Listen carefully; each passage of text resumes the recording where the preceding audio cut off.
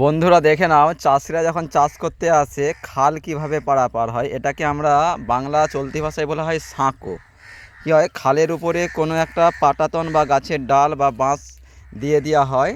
তারপরে কিন্তু এইভাবে এই যে বাঁশটা আছে, রেলিংটি ধরে ধরে কিন্তু এই খালের ওই পারে এইভাবে কিন্তু যাতায়াত করে। দেখে নিন, আমি দেখে নিচ্ছি। এটিকে আমরা বাংলা চলতি ভাষায় বলি সাঁকো। খুব সুন্দর গ্রাম বাংলার কিন্তু একটা চিত্র আপনাকে বা আমাকে সবাইকেই কিন্তু মণিমুগ্ধ করে তোলে। এই দেখে নিন, তার চারদিকে মানে এই খালের ও পারাপার হওয়ার জন্যে এখানে কি ব্রিজ করা সম্ভব নয়, তাই কিন্তু চাষিরা বা কৃষক বন্ধুরা তাদের নিজের প্রচেষ্টায় খাল পারাপারের জন্য কিন্তু এই সেতু বা এই সাঁকো নির্মাণ করে কিন্তু খালের এই পারে কিন্তু আসে। দেখে নিন মাঠের কি অপরূপ সৌন্দর্য। দেখুন, ধান আমাদের ইতিমধ্যে কিন্তু ফুলে গিয়েছে, আর কিছুদিন পরেই কিন্তু এই সোনার লক্ষ্মী আমাদের সবার বাড়িতে পৌঁছে যাবে। আবার দেখা হবে কোনো পরের ভিডিওতে।